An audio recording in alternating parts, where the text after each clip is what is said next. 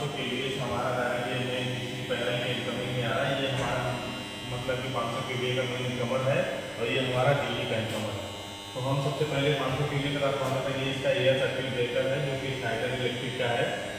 यहाँ पे इसके नीचे जो देखेंगे एलवी चैम्बर है। यहाँ पे जो है कि हमारा एनर्जी मीटर लगा हुआ है और ये एनालॉग वोल्ट मीटर और ये एनालॉग एम्पियर मीटर लगा हुआ है और ये सेलेक्टर स्विच है।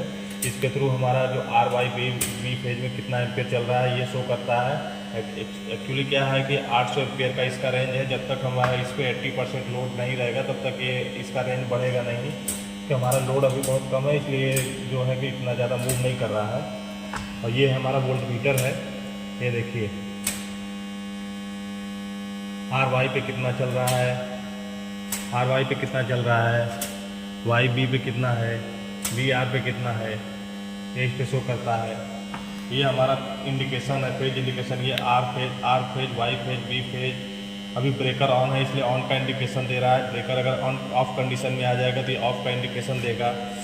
और ये मान लो किसी कारणवश ब्रेकर ट्रिप होगा, ओवर वोल्टेज अंडर करंट में ट्रिप हो गया तो उस कंडीशन में ये ट्रिप का इंडिकेशन देगा।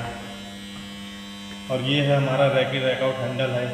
इसके थ्रू हम ब्रेकर को मान लो रैकआउट करना है तो हम इसको मूव करा के यहाँ पे इंसर्ट करके हम इसको कर सकते हैं। अगर आपको देखना है तो हम आपको दिखा सकते हैं। ये हमारा मैनुअली ब्रेकर को अगर हमको ऑन करना है तो ये ऑन का बटन है और ये ऑफ़ करना है तो ऑफ़ का इंडिकेशन है। और ये हमारा रिले का सेटिंग वगैरह है, जहाँ से कि हमको ब्रेकर का सेटिंग वगैरह कितना रखना है, ग्राउंड फॉल पे सेटिंग कितना रखना है वो हो। एक्चुअली क्या है कि हमारा ब्रेकर जो है अभी चालू कंडीशन में है, पावर चालू है, इसलिए हम इसको रैकआउट करके नहीं दिखा सकते। ये दूसरा हमारा जो है डीजी है। एक्चुअली डीजी को हमने अभी ऑटो मोड में नहीं लिया हुआ क्योंकि हमारा जो प्लांट चलता है फर्नेस सिस्टम, तो उस कंडीशन में हमने इसको कूलिंग के लिए स्टैंड बाई में रखा हुआ है कि जिस कंडीशन में हमारा फर्नेस वगैरह चलेगा तो उस कंडीशन में हम इसको कूलिंग के लिए इसका उपयोग करते हैं। तो बट क्या है कि अभी हमारा फर्नेस बंद है तो इसलिए हमने इसको ऑफ करके रखा हुआ है। तो अगर आइए हम आपको थोड़ा सा इसको रैकआउट करके दिखाते हैं कि ब्रेकर का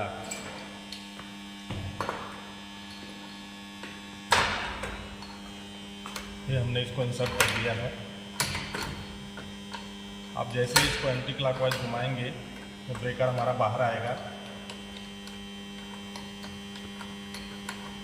तो ऐसे करके हम इसको निकाल लेंगे इसका हैंडल।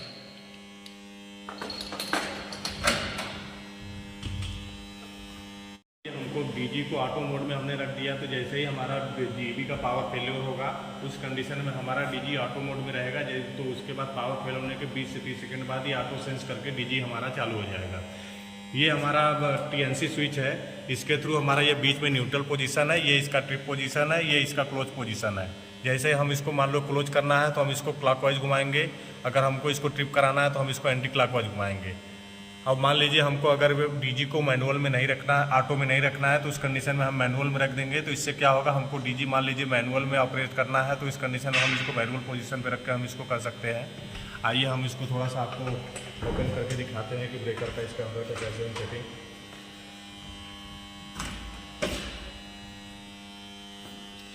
देखिए गाइस, जैसा कि आप देख सकते हैं ये हमारा ब्रेकर पूरा खुल चुका है। ये इसका कंट्रोल टीवी है जहाँ से कि हमारा पूरा कंट्रोलिंग का ब्रेकर का कंट्रोलिंग पावर सप्लाई वगैरह यहाँ से दिया गया है।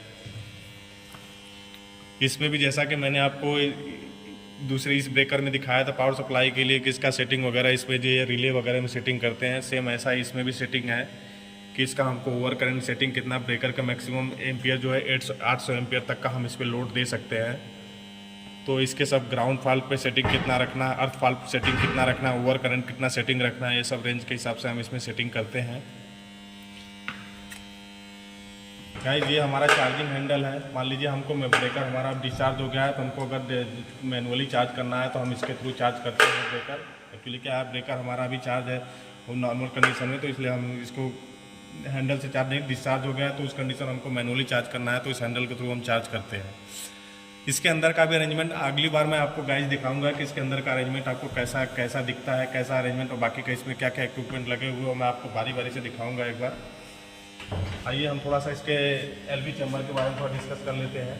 जैसा कि आपको बताया था इस जीबी के पैनल में कि इसमें सेलेक्टर इसका इंडिकेशन वगैरह दिखाया। ये अगर डीजी ऑन रहेगा तो R phase, Y phase, B phase का इंडिकेशन, डीजी ऑन है तो इसका ऑन का इंडिकेशन, ऑफ है तो उस कंडीशन में ऑफ का इंडिकेशन, ट्रिप हो गया तो ट्रिप का इंडिकेशन, ये सब चीज़ें शो करेगा।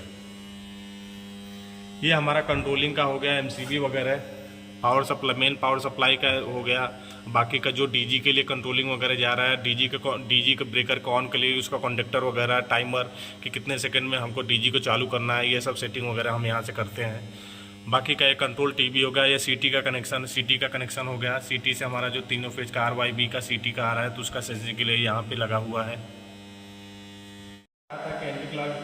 एंटी क्लॉक वाइज घुमाने पर हमारा ब्रेकर जो है कि बाहर आता है। अब हम इसको क्लॉक वाइज घुमाएंगे, ये ब्रेकर हमारा अंदर की तरफ जाएगा।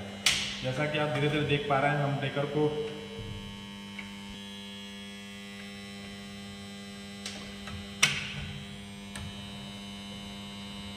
ये हमारा ब्रेकर धीरे धीरे अंदर जा रहा है।